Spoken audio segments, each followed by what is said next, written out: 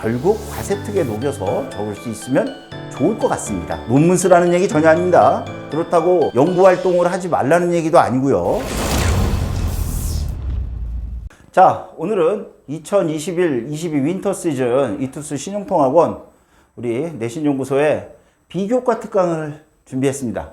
자, 올 윈터 시즌에는 비교과 특강을 4가지 준비했는데 그 중에 오늘 강의할 내용은 첫 번째 수행평가에 대해서 알아보도록 하겠습니다. 자, 주 타겟되는 학생들, 학년은 예비고1 친구들과 고등학교 2학년 대상으로 준비해봤습니다. 그리고 개정된 그 학생부 기재사항이 변경됐기 때문에 그거에 따라서 비교과, 특히 수행평가도 대응하는 방법이 달라져야 됩니다. 그래서 작년까지 또는 그 이전까지 우리가 기존에 해오던 그 포트폴리오라든지 비교과 준비 과정이 이제는 좀 달라져야 될 때가 됐기 때문에 새롭게 간단하게 압축적으로 준비해봤습니다.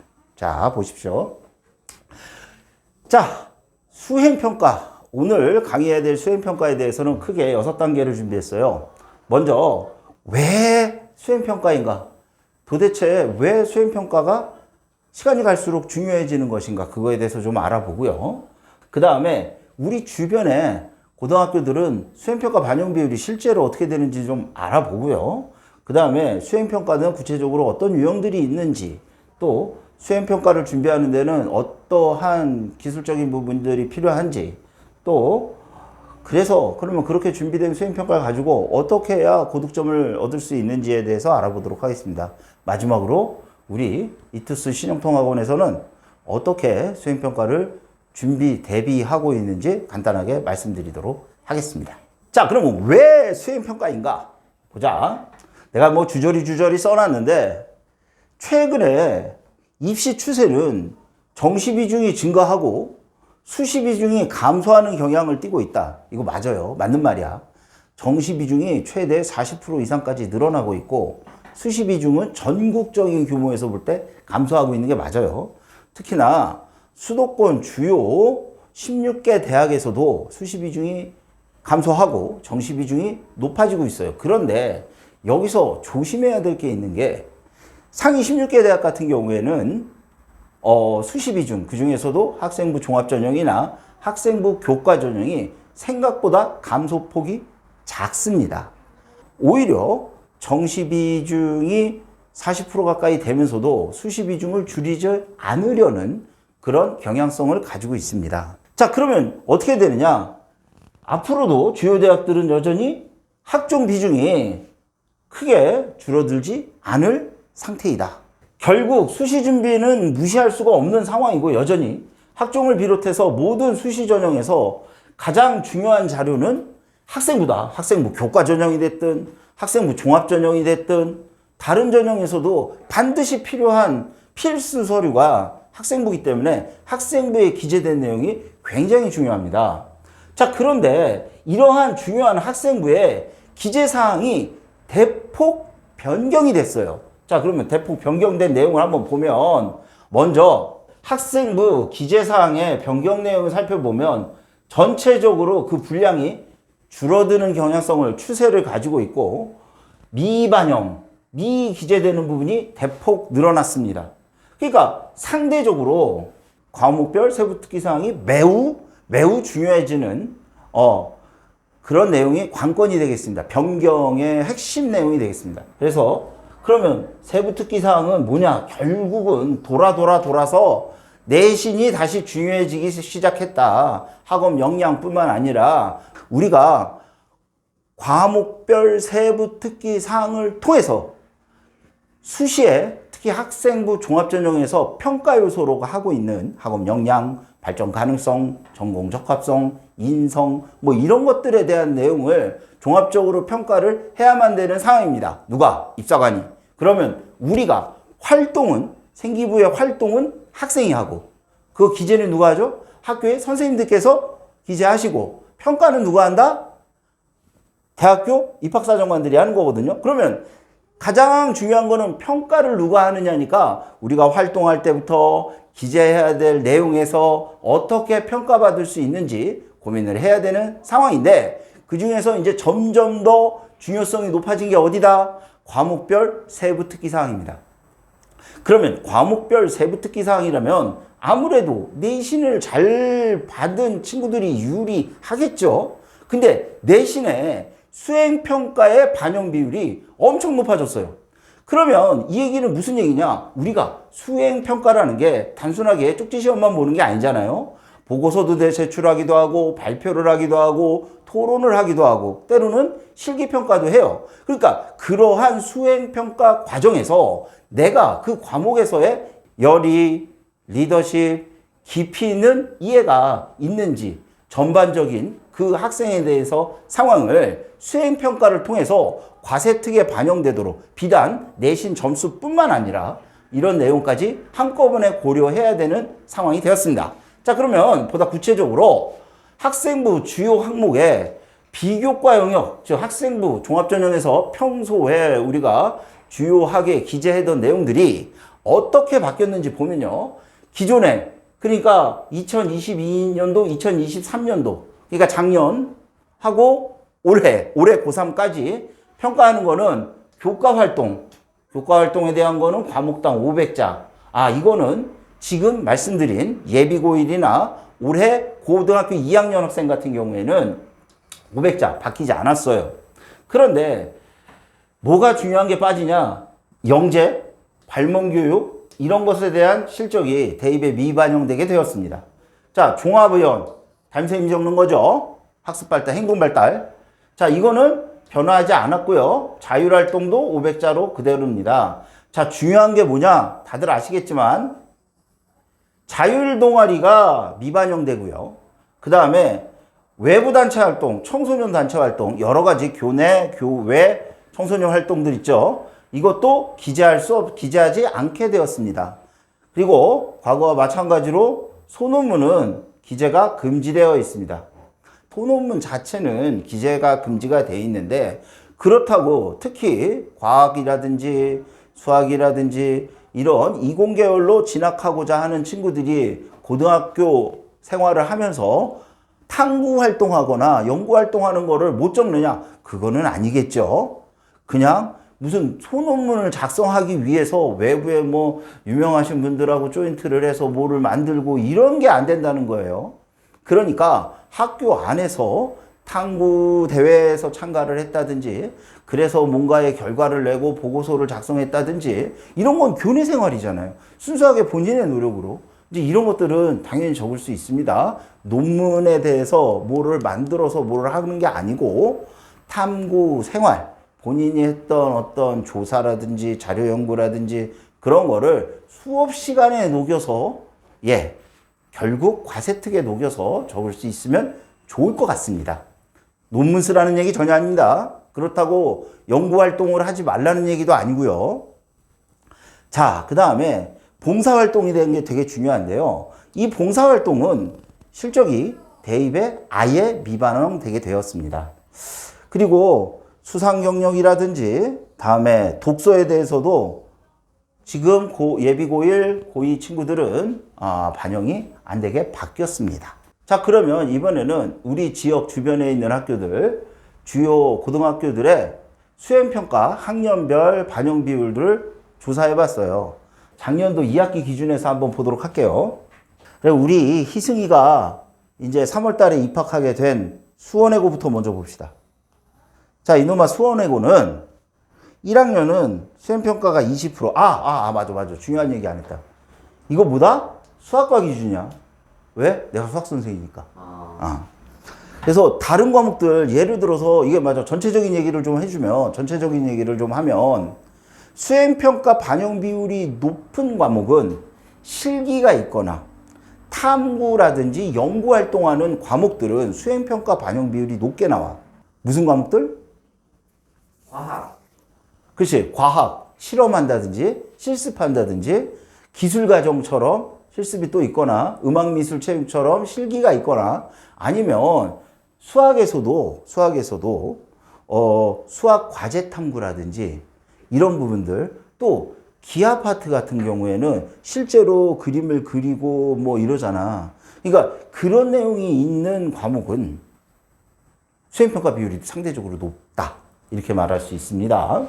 그런데 수원외고는 여전히 문이과 통합이라도 문과 계열 학교잖아. 그러다 보니까 수학과에서는 수행평가 반영 비율이 다른 학교 일반고에 비해서 상대적으로 낮은데 지금 여기 쇼킹한 게 하나 있지. 2학년하고 1학년은 20%씩 반영이 되는데 3학년은 수행평가 100%야. 이걸 사람들이 잘 모를 수도 있어. 물론 3학년 올라가면 다 알겠지. 근데 우리가 기본적으로 수행평가를 왜 중요하게 생각을 해야 되느냐. 내신 반영 비율에서 수행평가가 차지하는 비율이 40%가 된다. 그러면 중간고사하고 기말고사하고 두 개 합쳐봐야 60%밖에 안 되거든. 그치? 그러니까 40% 내가 중간기말 뭐 한두 문제 더 틀렸다. 못 봤다. 아, 그럼 수행평가 열심히 준비하면 확 다 뒤집을 수가 있는 거야. 그런데 현실적으로 수행평가로 40%나 반영되는 수행평가 준비를 하면 그러면 내신 준비 어떻게 하냐? 지필고사 준비 어떻게 하냐? 왜? 중간고사 끝나고 기말고사까지 대략 한 달 반, 어떤 학교는 두 달, 어떤 학교는 한 달 반이 채 안 되기도 하고 요 짧은 시간에 수행평가가 망창 들어가 있단 말이에요. 그러면 그거 하기 바쁘잖아 또. 그럼 시험 공부는 또 언제 해? 이게 항상 딜레마야. 그러니까 말하기는 좋아. 수행평가를 잘 받으면 내신에서 지필고사를 조금 일정 부분 부족하더라도 커버가 가능하다. 맞는 얘기야. 이론적으로는. 근데 수행평가를 언제 하느냐? 이게 되게 중요하지. 그래서 수행평가를 기말고사 끝나고 한다든지 뭐 이러면 좀 좋겠는데 학기 중에는 그럴 시간이 없잖아. 그러니까 뭐 5월 초에 중간고사, 4월 말에 중간고사 본다 그러면 시험 보기 전에 수행평가 나오면 얼마나 짜증나. 자, 문제가 뭐냐면 이 수원외고 같이 이런 특목고들은 수행평가가 많아. 왜? 생기부에 써야 될 게 많으니까. 그래서 이 수행평가 반영 비율이 상대적으로 적은 과목은 뭐 잘 봐라? 시험. 그렇지. 지필고사 잘 봐야 된다. 얘기가 그렇게 되는 거야. 자, 그 다음에 그러면 우리 학원에서 제일 가까이 있는 태장고등학교를 보면 1학년은 수학이 25%가 반영이 되고 2학년 때는 20에서 40%, 3학년 때도 20에서 40% 반영을 하고 있고요. 다시 말하지만 이렇게 수행평가의 반영 비율이 높은 경우에는 실습을 하거나 발표를 하거나 그런 과목들, 그런 수행이 가능한 과목들이고 이 망포고등학교 같은 경우에는 1학년이 20, 그럼 태장고등학교하고 한 5% 차이 나죠. 그 다음에 2학년부터는 수행평가 반영 비율이 비교가 안 되게 많이 늘어나 있는 상태입니다. 그래서 2학년 때는 30에서 40%, 3학년 때는 40에서 100%, 최대 100%까지 내신에 수행평가를 반영하고 있습니다. 다음에 영덕고는 1학년에 30%. 그러면 망포고나 태장고보다 1학년 때 반영 비율이 더 높은 상황이고 2학년 때도 30에서 40. 2학년 때는 다른 학교들하고 크게 차이 없고 다음에 3학년 때 40에서 60%. 그러면 왜 이렇게 구간값으로 정해지냐? 딱 특정한 값이 아니고 과목 때문에, 선택 과목 때문에. 선택 과목 때문에 어떤 과목을 선택하느냐에 따라서 수행평가 반영 비율이 바뀐다는 거. 그러면 무엇을 내가 유리하게 가져가느냐가 다르겠죠. 그래서 내가 지필에 조금 약하다. 그럼 지필고사 열심히 준비하면서 수행평가 반영 비율이 높은 거를 선택하는 것도 내신만 생각한다 그러면 나쁘지는 않은데 문제는 뭐다? 정시 비율이 높아지니까 단순하게 내신만 가지고 정시 준비 안 하면 그건 좀 말이 안 되겠지. 그래서 공부를 하면서 즉 내신이 됐던 정시가 됐던 수능이 됐던 열심히 공부하면서 수행평가를 전략적으로 사용하는 게 되게 중요하다. 다음에 서천고등학교는 1학년 때는 비슷합니다. 주변에 다른 학교들하고. 그 다음에 2학년 때 30%. 이것도 비슷합니다. 근데 3학년 때 다른 학교들보다 일정 부분 높은 30%에서 60%까지 수행평가 반영 비율을 가지고 있습니다. 자, 그 다음에 기숙학교들. 안법고등학교 같은 경우도 보면 1학년은 30%, 2학년은 30에서 40%. 3학년이 재밌는데 이게 본인이 선택한 과목에 따라서 수행평가 반영 비율이 다 다릅니다. 30%, 50%, 60% 이렇게 21학년도에, 21년도에 반영이 됐었습니다. 자, 그러면 우리가 실제로 학교 생활을 하면서 겪게 되는 수행평가는 어떤 유형들이 있느냐 한번 봅시다. 먼저 개인이 단독으로 하는 수행평가 형태가 있고요. 다음에 팀 미션, 모둠 수업, 모둠 조별, 모둠으로 하는 그런 미션이 있습니다. 모둠으로 하거나 조별로 하거나 팀 미션이 있는데, 자, 먼저 개인으로 하는 거는 대부분 보면 미니 시험, 과거의 쪽지 시험, 그지? 단원별 평가 뭐 이런 식으로 해서 그 수업 시험 문제가 그렇게 많지 않은 거 한 10문제 정도, 뭐 어떤 때는 7문제 정도, 많은 경우에는 한 15문제 정도 이렇게 수업 중에 보는 쪽지 시험의 형태가 있고, 과제 시험, 뭐 일종의 오픈북이라 그럴까? 문제를 주고 풀어가지고 와라. 그래서 그 서 있는 논술 자체를 가지고 평가를 하는 그런 과제 시험 형태가 있고요. 아예 논술형 시험. 학교에서 시험을 보는데 논술 시험을 보는 거지. 그래서 큰 주제, 대주제 문제가 있고 그거에 따른 새끼 문제가 2개, 3개 달라붙어 있는 가로 1번, 가로 2번, 가로 3번. 그래서 어떻게 서술을 하고 있는지를 평가하는 논술형 시험이 있고요. 그 다음에 개인으로도 하는 보고서 발표나 토론, 이런 평가가 있고요. 그래서 보고서를 작성하는 거, 이거 참 중요하고요.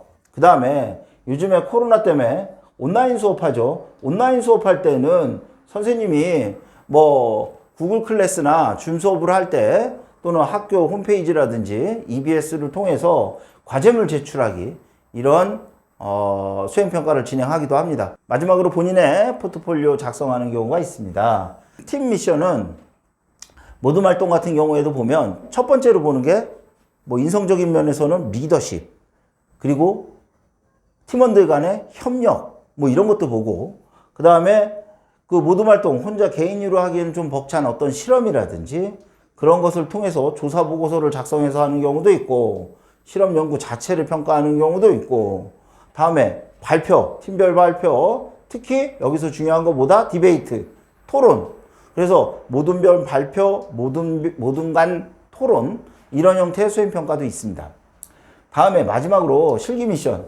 자, 실기 미션은 음악, 미술, 체육 하는 예체능 미션은 당연히 있는 거고, 그 다음에 기술과정처럼 실습이 가능한 과목들, 또 진로 선택 과목들 중에서 연구활동이나 탐구활동을 하는 과목, 대표적으로 수학 과제 탐구 과목이라든지 이런 것들. 그래서 그런 과목들은 수행평가로 전면 평가를 하기도 합니다. 100% 평가한다는 그런 얘기입니다. 물론 학교마다 달라요. 아까 보여드렸던 반영 비율에 있어서.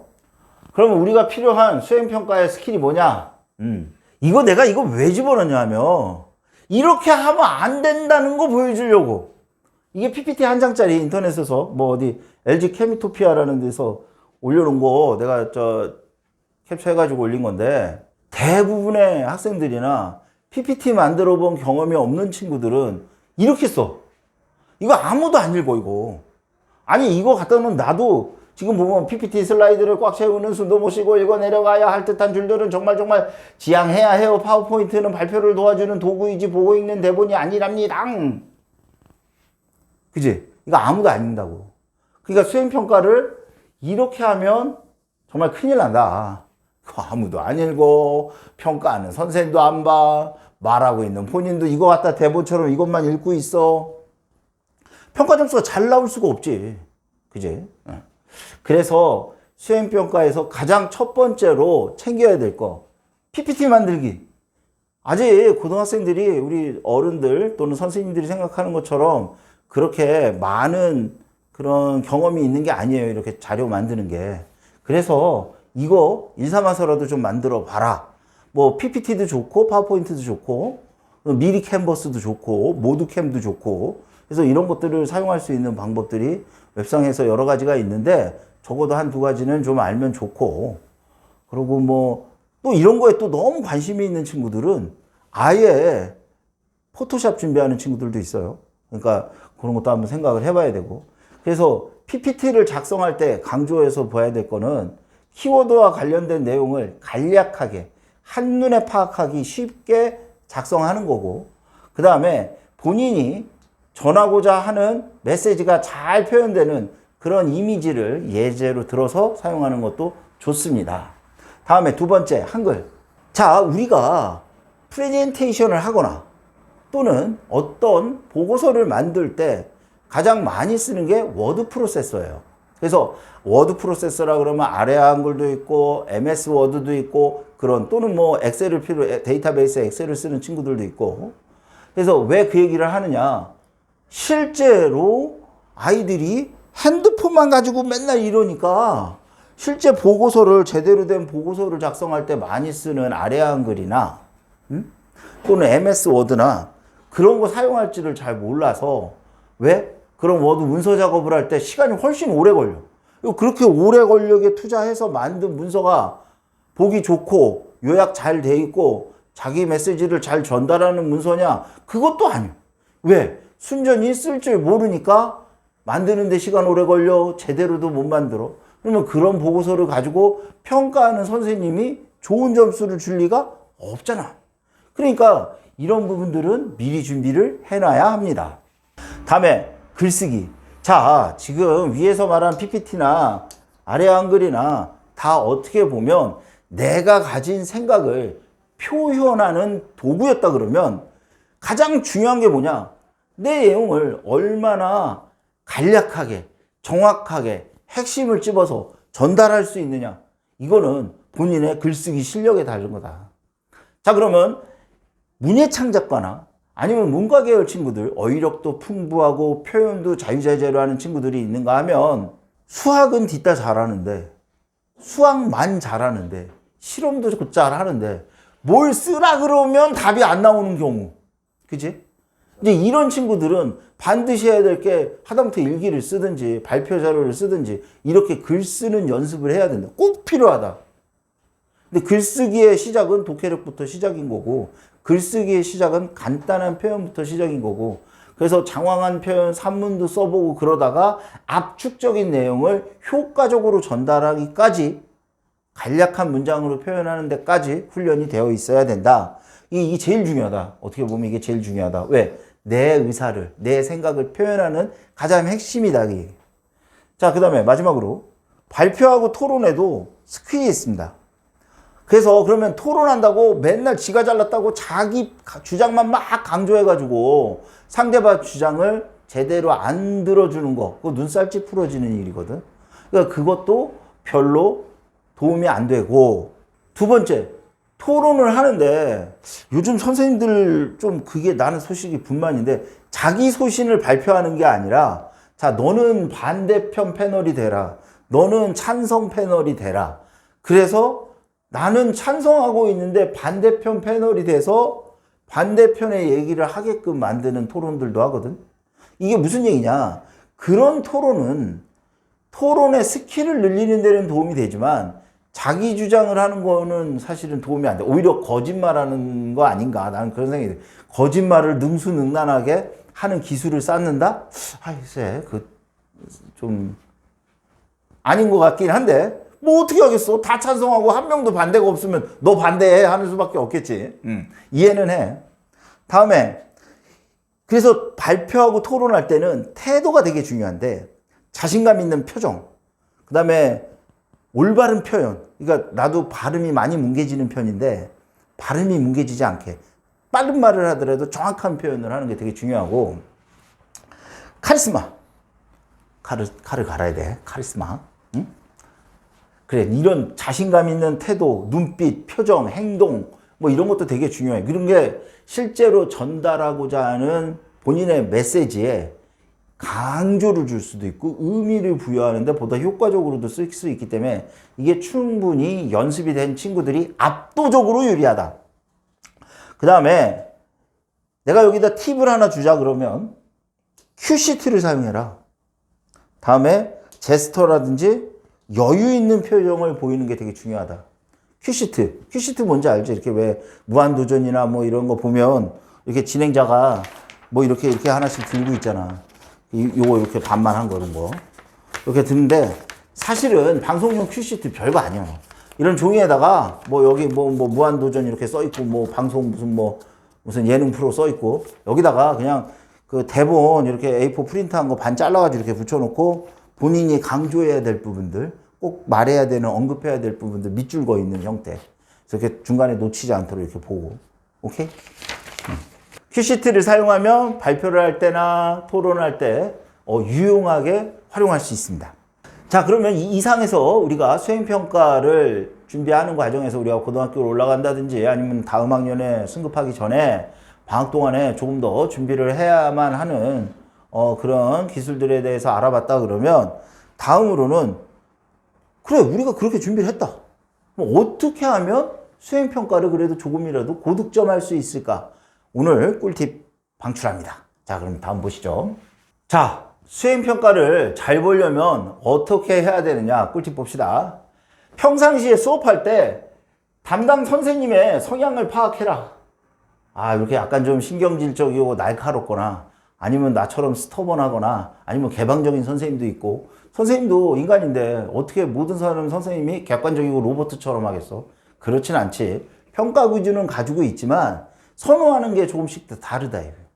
딱 정해진 시간에 정해진 규격에 맞는 양식에 따라서 발표를 하거나 보고서를 제출하는 걸 좋아하는 선생님도 있고 아니면 이게 톡톡 튀는 창의적인 아이디어를 가지고 자유롭게 자기의 개성을 뿜뿜하는 걸 좋아하는 선생님도 있고 그러니까 아무리 객관적인 평가 자료가 있더라고 해도 평가 기준이 있더라도 선생님의 성향이 지금 얘기한 그러한 성향이 선생님마다 다 다르기 때문에 어떤 선생님, 담당 선생님이 어떤 성향을 가지고 있느냐가 플러스 알파의 점수를 받을 수 있는 좋은 방법이다. 이게 첫 번째고. 근데 이것도 중요한 게 뭐냐면 평소 수업 시간에 선생님의 선호 경향을 그래서 미리 파악해서 그럼 우리 선생님은 이런 걸 좋아하니까 나도 그거에 대응해서 이렇게 수행평가를 준비한다. 이런 게 있으면 되게 좋을 것 같고 또 하나 이렇게 수업 시간에 선생님을 파악하고 선생님하고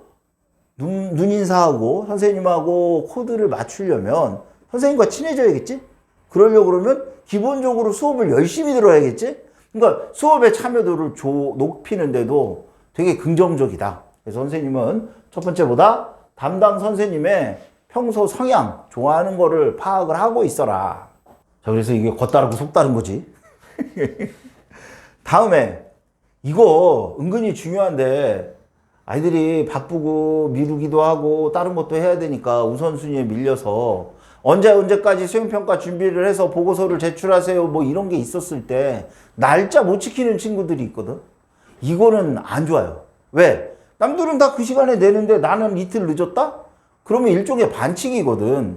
근데 선생님들이 또 그 평가 안 할 수 없으니까 받아주기는 해.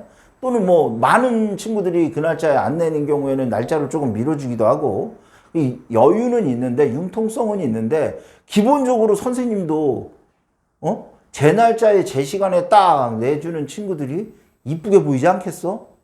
더군다나 많은 친구들이 의외로 적지 않은 수의 숫자가 날짜를 제대로 못 지킨다. 그럴 때는 역으로 날짜를 약속을 마감 기한을 제대로 지켜지는 친구들이 점수에서 유리할 수밖에 없다.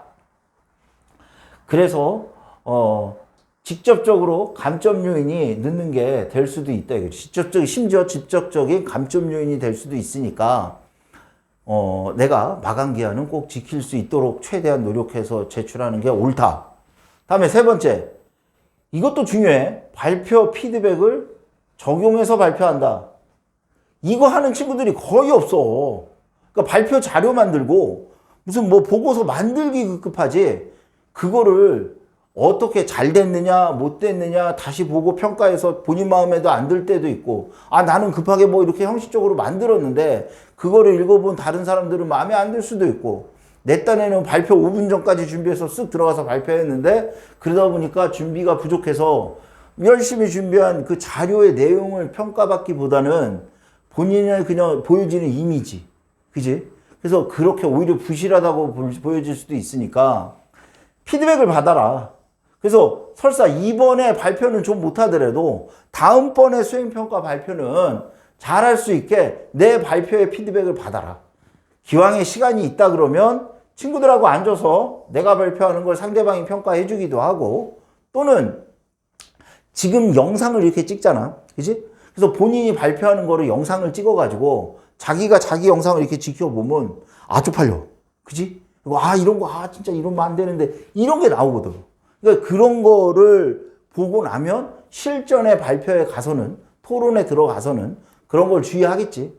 그지? 그래서 그렇게 발표 피드백을 미리 받아보거나 사전에 준비를 해서 자기의 부족한 점, 자기의 단점을 메꾸는 거, 자기의 단점을 파악하고 그거에 대해서 피드백을 받아서 보완을 하는 것이 굉장히 유리한 면이 있다. 이렇게 말할 수 있습니다. 자, 긴 시간 동안 고생하셨고, 자, 윈터 시즌 비교과 특강 그 첫 번째 수행평가에 대해서 간단하게 알아봤습니다.